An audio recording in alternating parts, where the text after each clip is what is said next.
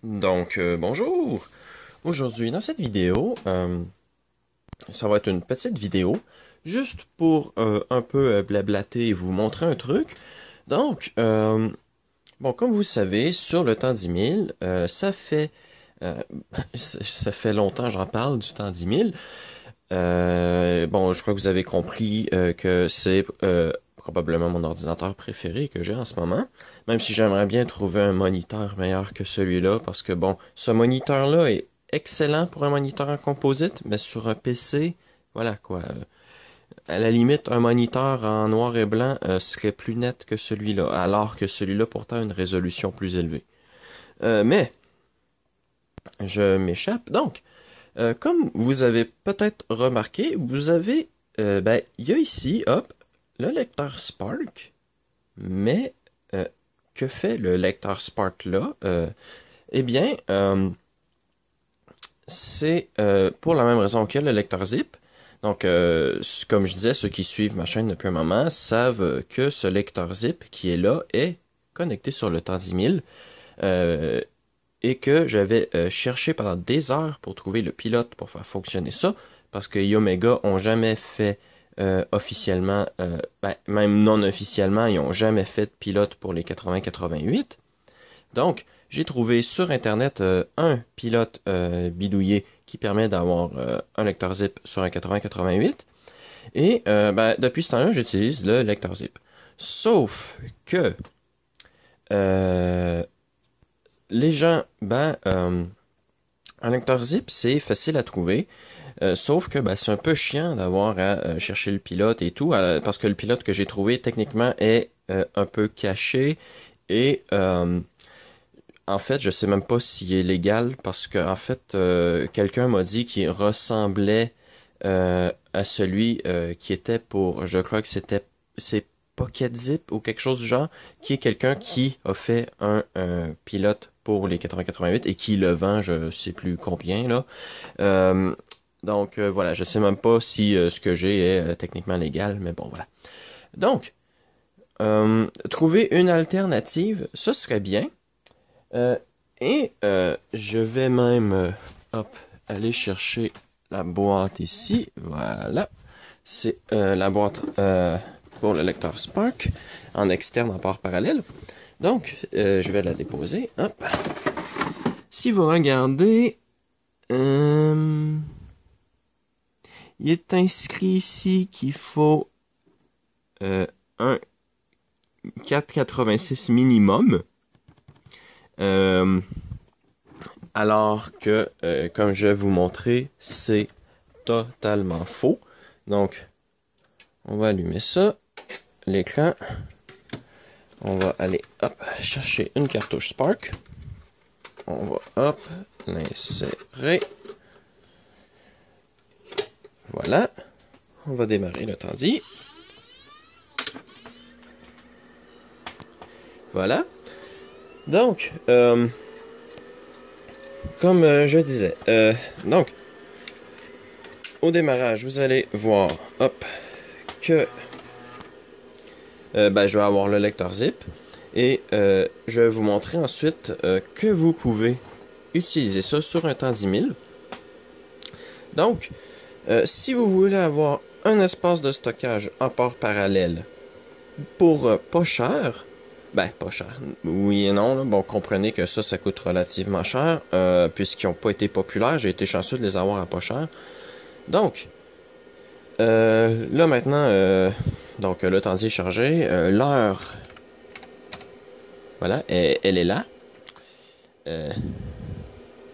J'allais dire, il n'est pas à la bonne heure, mais c'est parce que, oui, non, en fait, c'est parce qu'il est minuit. Donc, oui, c'est à la bonne heure. Bon, donc, on va aller dans CD Spark et on va lancer install.exe et vous devriez voir que la lumière va clignoter. Voilà. Donc, l'ordinateur est en train de charger le pilote. Ça par contre, ça a un défaut, c'est que le pilote prend 30 kilooctets.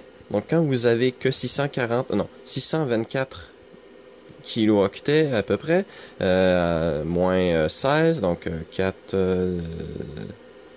ouais, c'est ça. Donc, 624 kilooctets, ça commence à faire beaucoup, surtout qu'un MS-DOS 6.22 est très très lourd sur la RAM en lui-même. Donc, voilà. Donc, on va aller dans, ça me dit que c'est le E. Donc, si je fais des deux points et que je fais un petit dire, vous allez voir que ça va être le lecteur de disquette zip. Si le focus vient se faire. Voilà. Dire. Voilà. Donc, là, c'est le lecteur zip qui est en utilisation. Bon, là, il va falloir attendre qu'il finisse de lire la zone libre. Et on va en profiter ensuite pour aller dans E.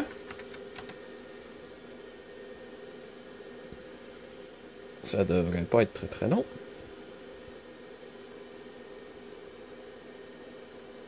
Voilà. Et si on fait un petit dire, vous allez voir, ça va être le lecteur Spark qui va clignoter. En fait, il clignote tellement rapidement que...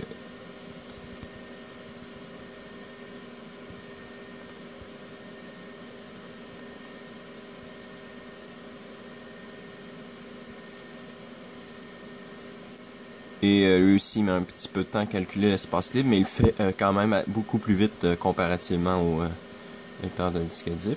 Donc ça a fini de clignoter. Et ça me dit qu'il reste 861 mégaoctets de libre. Donc, oui, vous pouvez avoir facilement un disque de 1 gigaoctet sur un 8088 ou un PC XT, un PC, voilà. Et tout ce que vous avez à avoir, c'est un lecteur Spark en port parallèle et le pilote va se charger sur la machine. Donc, par contre, petite info intéressante, le processeur est un NEC V20, donc c'est techniquement un 80-186. Donc, je ne peux pas garantir que le pilote doit fonctionner sur un 80-88.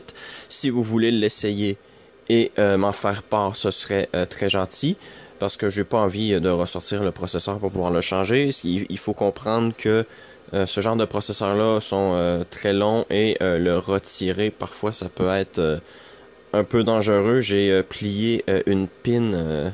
J'avais plié une pin sur le NEC V20 quand je l'avais inséré.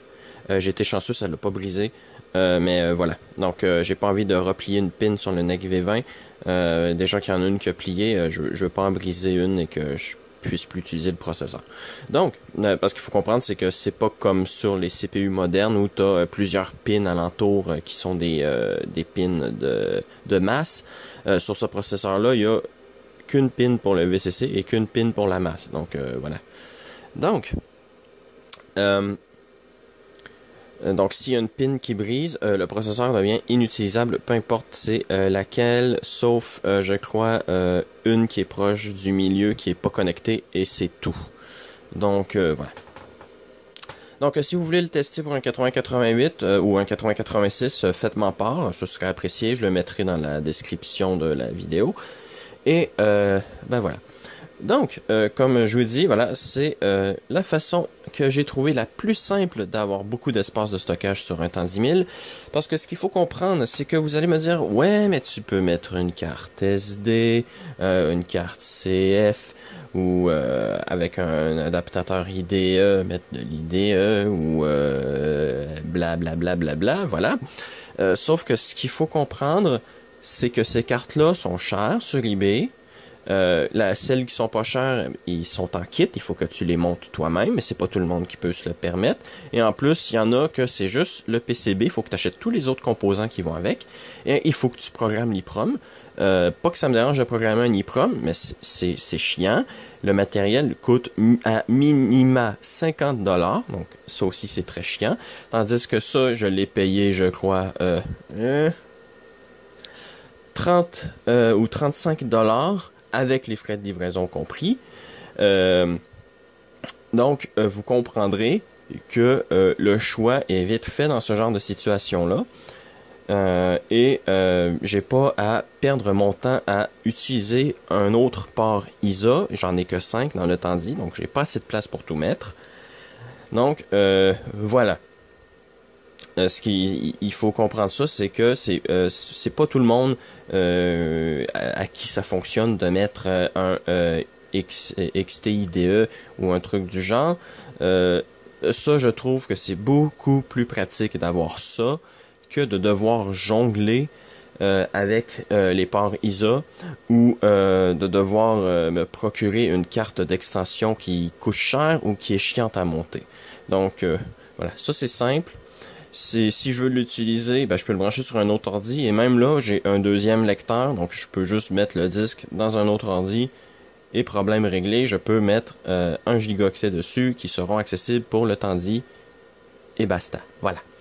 Donc, je crois que c'est pas mal tout. Peut-être... je vais vous parler des vitesses. Donc, j'ai fait des calculs de vitesse...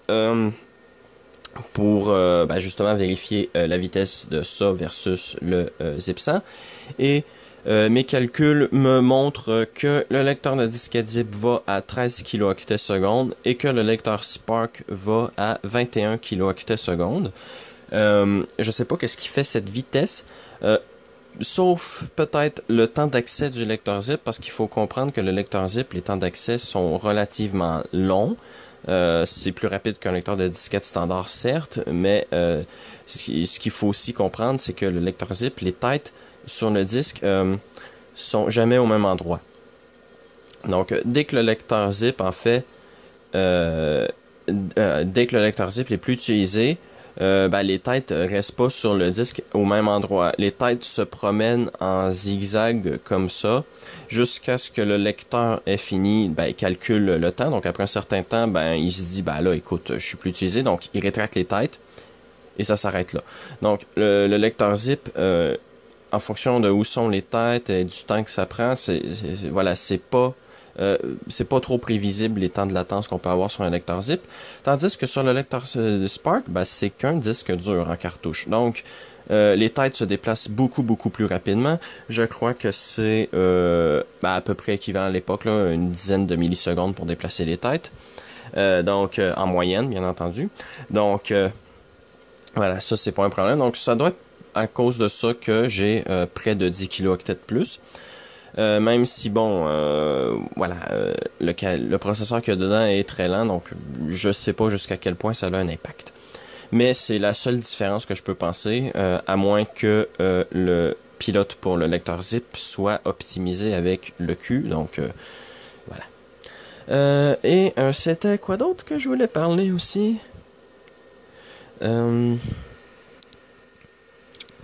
Ah oui, je vais peut-être faire un essai. Il faut que je vérifie, mais SHU-CD, je crois que ça s'appelle, qui est un programme qui permet d'avoir un lecteur CD virtuel. Je ne sais pas s'il fonctionne sur un 8088. Il va falloir que je vérifie. Mais si je peux le faire fonctionner, je pourrais techniquement mettre une ISO sur le lecteur Spark et avoir un CD sur le temps 10 000 et peut-être être capable de jouer aux rares jeux de point and click qui fonctionnent sur ces types de PC là, ou sinon tout simplement avoir les jeux point and click de l'époque ou les King's Quest et tout ça, je pourrais tout mettre ça là-dessus et pas remplir les il reste combien de mégaoctets sur le lecteur C? Donc si je fais dire